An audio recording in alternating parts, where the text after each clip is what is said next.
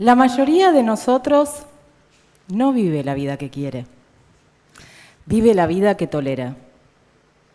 Y es curioso porque ponemos muchísima energía en adaptarnos a lo que nos toca, a lo que se espera de nosotros, a vidas que en muchos casos ni siquiera nos representan. Pero no ponemos ni la mitad de esa energía en construir nuestros sueños, en trabajar por nuestros objetivos, por nuestras metas. Y no porque no tengamos la capacidad, sino porque hacerlo es incómodo. De alguna manera nos obliga a dejar de ser quien veníamos siendo para convertirnos en alguien nuevo. Entonces empezamos a vivir en automático, liderados por nuestros propios límites. Y lo más curioso no es que esos límites existan. Lo más curioso es el día en que los aceptás, con dolor, con frustración. Porque ese día, cuando ya no los discutís, cuando ya no los cuestionás, te empiezan a gobernar. Dejás de elegir, dejás de creer, dejás de crear. A mí me pasó en uno de los momentos más vulnerables de mi vida, el día que nació mi hijo. Ese día no me dieron un diagnóstico, me dieron un límite. Médicos muy prestigiosos me dijeron durante 3 años que la condición discapacitante, severa, con la que había nacido mi hijo, era irreversible. Que no iba a caminar, que no iba a respirar por sus propios medios, que no iba a hablar, no lo iba a ver sonreír. Nunca me iba a decir mamá. Y que su expectativa de vida era muy baja. Durante mucho tiempo yo no cuestioné ese límite.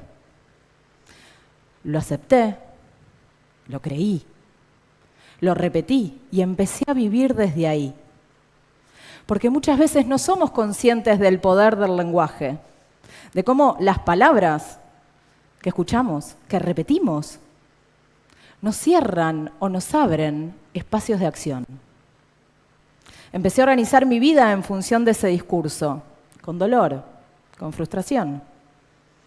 Lloraba porque mi hijo no iba a caminar. Me angustiaba pensar que no lo iba a ver correr hacia el mar. Lloraba imaginándolo sin cantar, sin bailar, sin jugar a la pelota. Me angustiaba todavía algo más profundo, que la sociedad lo rechazara, que le costara hacer amigos, que fuera mirado por su discapacidad y no por quién era. Pero había una imagen que me quebraba en 1000 pedazos. No iba a escucharlo nunca decir mamá. Y esto no me costó un día, no me costó una semana. Me costó largos y difíciles meses. Y aunque en ese momento todavía no lo sabía, cada vez que repetía como definitivo lo que otros habían declarado sobre la vida de mi hijo, estaba cediendo nuestro poder personal como familia, el mío como mamá, y sin lugar a dudas, también el de mi hijo. El problema no era el diagnóstico genético irreversible. El problema era qué hacíamos nosotros con ese diagnóstico. Cuando entendí eso, algo dentro mío empezó a cambiar.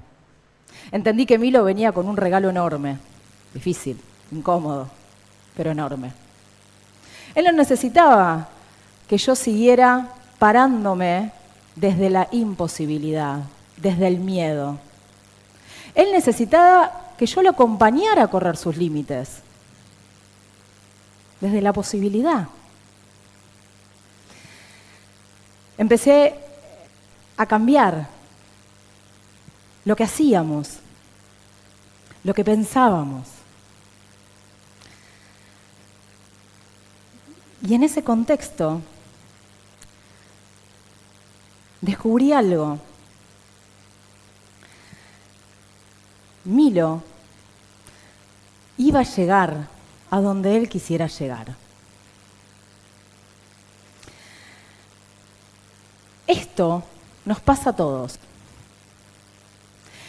El aceptar las palabras de otros como una verdad absoluta, como única opción. Aceptar una creencia que te limita nos pasa más seguido de lo que lo solemos notar.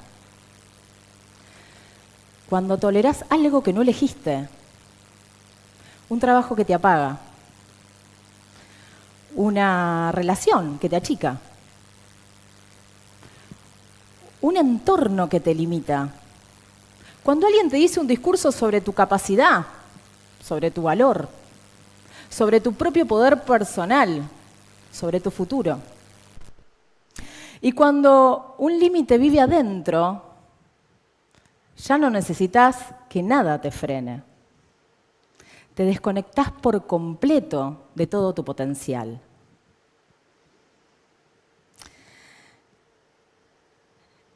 Estábamos por aquellos días en el sanatorio.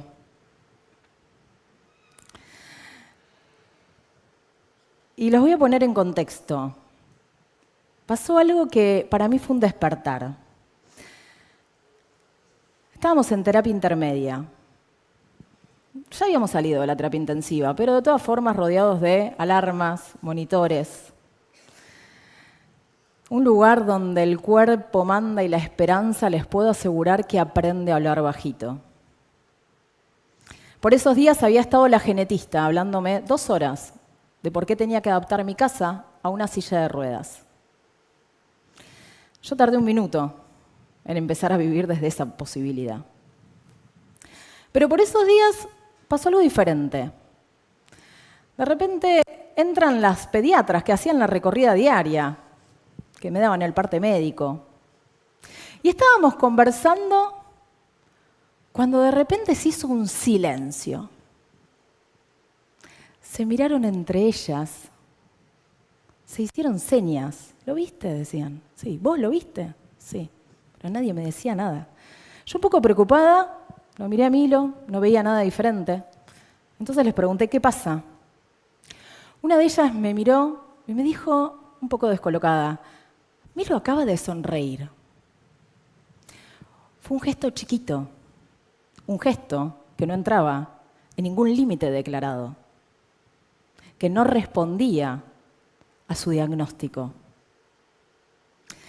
Y ahí, en medio de tanta imposibilidad, empecé a entender, con miedo, y de a poco, algo que mi compañero decía desde el día en que nuestro hijo nació. Tenés que animarte a creer, Milo va a poder con todo. Y con el tiempo entendí algo más. No todos los médicos lo miraban igual. De hecho, tuvimos la dicha de dar con el pediatra que lo acompaña a Milo, que desde que lo conoce nos alienta y lo alienta en la posibilidad. Volviendo a aquel día en ese sanatorio, empecé a entender esto de que la medicina no es matemática y de que quizás Milo iba a mostrarnos cómo correr sus propios límites. Nada cambió de un día para el otro. Milo no salió caminando del sanatorio. Bueno, es una exageración, tenía 6 meses, tampoco lo pretendíamos. Pero ni siquiera visualizábamos en ese momento que pudiera sostener la cabeza algún día o comer. Flor, no tardes mucho en hacerle el botón gástrico, la sonda molesta, me decían una y otra vez. Entonces volvimos a casa, aunque decir volver a casa es bastante generoso, porque nuestra casa se parecía más al sanatorio que a nuestro hogar.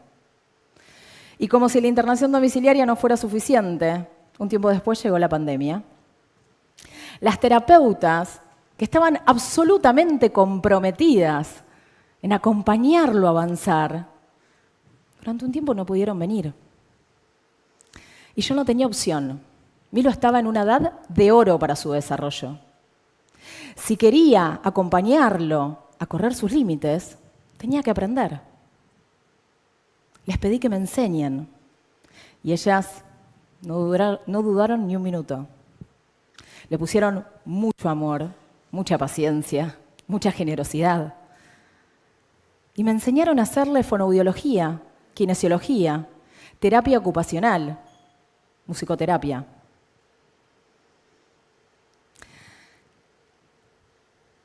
Hice todo lo que las terapeutas y el pediatra, que lo veían, que creían en él, decían que había que hacer. Hice todo lo que el equipo de médicos expertos, especialistas, que solamente hablaban de límites, decían que había que hacer. Hice cuanta terapia holística mi intuición me pedía que hiciera. Hice todo. Y un poco más también. A decir verdad, hicimos todo. Nuestra familia se convirtió en un equipo de alto rendimiento. Y la vida, sin darnos cuenta, empezó a ordenarse alrededor de eso. Decidimos cambiar la energía que vivía en casa. Empezamos a agradecer porque nuestro hijo estaba vivo. Empezamos a cambiar las palabras que usábamos. ¿Cómo nombrábamos lo que él vivía? ¿Cómo hablábamos entre nosotros? ¿Cómo le hablábamos a él? Durante mucho tiempo, las palabras que más escuchó mi hijo fueron: dale, Milo, vos podés. Tenía un poco más de un año. Ya lograba sentarse. Todavía estaba lejos de gatear. Yo lo dejaba en el piso, le ponía un juguete cerca pero no tan cerca, y lo invitaba a intentar. Dale, hijo, vos podés. Se nos iba la vida acompañando a Milo a correr sus límites. Hoy nuestro hijo tiene 6 años. Habla, come, salta, canta, nada, juega al fútbol, anda en skate, se mete al mar. Tiene amigos y amigas que lo eligen por quién es, a quien él quiere con el alma. Y hace algo que todos los días me recuerda de dónde venimos. Me dice: te amo, mamá. Pero esta charla no es sobre mi hijo, es sobre vos. Sobre los límites que aceptaste sin cuestionar. Sobre las frases que repetiste hasta creértelas. Sobre eso que estás tolerando, aunque sabés que no es para vos. Porque no siempre podemos elegir lo que nos pasa. Pero siempre, créeme que siempre, estamos eligiendo si vivir desde un límite o animarnos a correrlo.